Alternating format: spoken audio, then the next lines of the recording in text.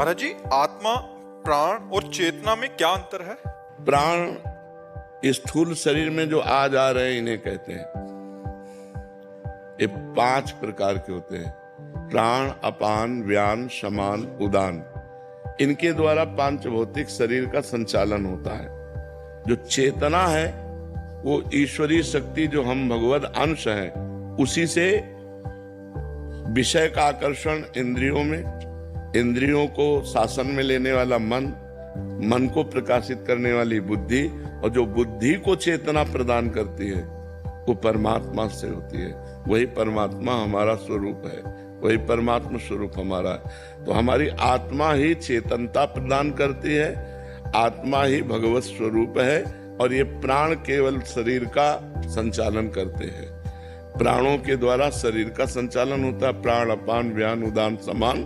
और जो चेतना है वो आत्म तत्व से प्रकाशित होती है, जो बुद्धि को प्रकाशित करती है। सबकर परम प्रकाशक जो सबको प्रकाश प्रदान करती है, चेतना प्रदान करती है, वो हमारी आत्मा है। वो आत्मा ही परमात्मा, इसमें किंचन मात्र भेद नहीं है।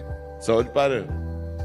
तो शादी के दौरान अगर मन भटक रहा हो लेकिन भक्त का भाव सच्चा है, तो क्या भगवान उस जप का फल देते हैं, उसको स्वीकार करते हैं? भाव सच्चा ना हो तो भी फल प्राप्त होता है। हमने कई बार सत्संग में बताया कि जैसे अग्नि में दाहिका शक्ति है, तो हम प्यार से छुएं, श्रद्धा से छुएं तो वो जला देगी, अश्रद्धा से छुएं तो जला देगी, भूल से छू जाए तो जला देगी, क्योंकि उसमें दाहिका शक्ति है। ऐसे भगवान के नाम में पाप नाशक, तारण शक्ति, सुख प्रदान करने वाली, भगवान को अधीन करने वाली अनंत शक्तियां विराजमान है। तो इसीलिए गोस्वामी तुलसीदास जी ने कहा, भाव कुभाव अनख आलसहु, नाम जपत मंगल दिसि दसहु। भाव से जपो या कुभाव से जपो, श्रद्धा से जपो या अश्रद्धा से जपो, तुम्हारा मंगल दसों दिशाओं में होगा।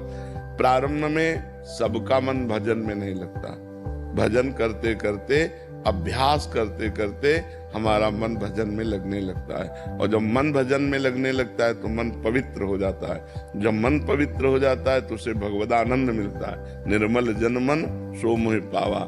जहां उसे भगवदानंद मिला, विषयानंद छूट गया। विषयों का आनंद का आकर्षण जहां छूटा, भगवदानंद मिला, वो जीवन मुक्तता की तरफ बढ़ जाता है, वो भगवत प्राप्ति की तरफ बढ़ जाता है। इसलिए किसी भी साधक को ऊबना नहीं चाहिए, उकताहट नहीं होनी चाहिए, जल्दीबाजी नहीं होनी चाहिए, धैर्य पूर्वक